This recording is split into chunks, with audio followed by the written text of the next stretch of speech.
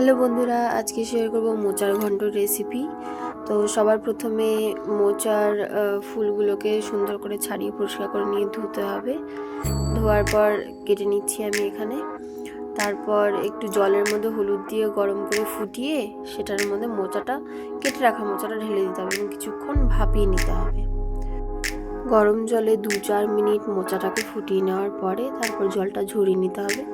এবার গরম তেলে দিতে হবে 1 চামচ জিরেটা আমি ভিডিও করতে ভুলে গেছি, আর শুকনো লঙ্কা, কাঁচা লঙ্কা 1/2 চামচের মতো, আর একটা তেজপাতা দিয়ে একটু নাড়াচাড়া করে ডুমো ডুমো করে কেটে রাখা আলুটা দিয়ে দিতে হবে।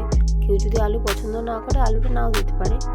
লবণ হলুদ দিয়ে খুব সাধারণভাবে আলুটাকে ভেজে নিতে হবে এবং এইবার মিক্সিতে একটা পেস্ট করে নিব, যার জন্য আমি 1/2 ইঞ্চের মতো আদা নিয়েছি, 2টো লঙ্কা নিয়েছি আর আধা পেঁয়াজ নিয়েছি, একটা ছোট 1/2 টমেটো দিয়েছি আর 7-8 কোয়া রসুন দিয়েছি। তারপর সামান্য জল দিয়ে এটাকে পেস্ট করে নিব। আর পেঁয়াজটা দেওয়ার কারণ যে একটু গ্রেভিটা ভালো হয়, নাহলে একটু ছাড়া ছাড়া ভাব আসে। মিক্সির কাজ করতে করতে ওদিকে আলুটা ভাজা হয়ে গেছে। আলুটা ভাজা হয়ে গেলে পেস্টটা দিয়ে দিতে হবে। তারপর মশলাটাকে আলুর সাথে খুব ভালো করে কষাতে হবে।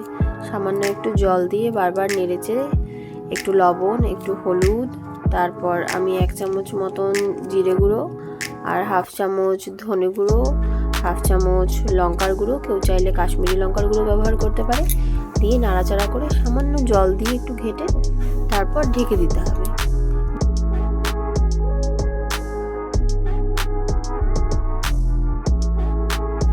এবার মশলাটা কষতে কষতে একটা ড্রাই মশলা রেডি করে নিব। তার জন্য আমি এখানে নিচ্ছি 1/2 চামচ গোটা জিরে, 1/2 চামচ গোটা ধনে, আর 1 ইঞ্চির থেকে একটু কম দারচিনি, আর একটু তেজপাতা খুব একটা না, 1-1.5 ইঞ্চের মতন, আর 1/2 শুকনো লঙ্কা। ভালো করে একটু ড্রাই রোস্ট করে তারপরে এটাকে পিষে নিতে হবে। এটাকে আমরা সবার শেষে দেবো। গরম মশলা ব্যবহার আমরা এখানে করব না। এদিকে মশলাটা কষে গেলে সেই সেদ্ধ করে জল ঝরিয়ে রাখা মোচাটা দিয়ে দিতে হবে এবং ভালো করে মিশিয়ে নিতে হবে মশলার সাথে, গ্রেভিটার সাথে। যে যতটা গ্রেভি চাই সেক্ষেত্রে টমেটো আর পেঁয়াজের ব্যবহারটা ততটা বেশি করতে পারে। এবার মিডিয়াম ফ্লেমে রান্না হওয়ার জন্য 2-3 মিনিট রেখে দিতে হবে।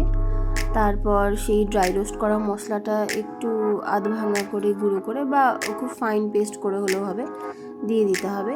আমি এখানে গরম মশলা ব্যবহার করছি না, কেউ চাইলে গরম মশলাও দিতে পারে। 1 চামচ গরম মশলা, সামান্য ঘি 1 চামচ বা 1/2 চামচ ঘি, যে যেরকম ঘিয়ের ফ্লেভার পছন্দ করে, দিয়ে দিলেই রেডি আমাদের মোচার ঘন্ট। এবার আপনারা এই রেসিপিটা ট্রাই করুন আর জানাবেন কেমন লাগবে। Thank you so much.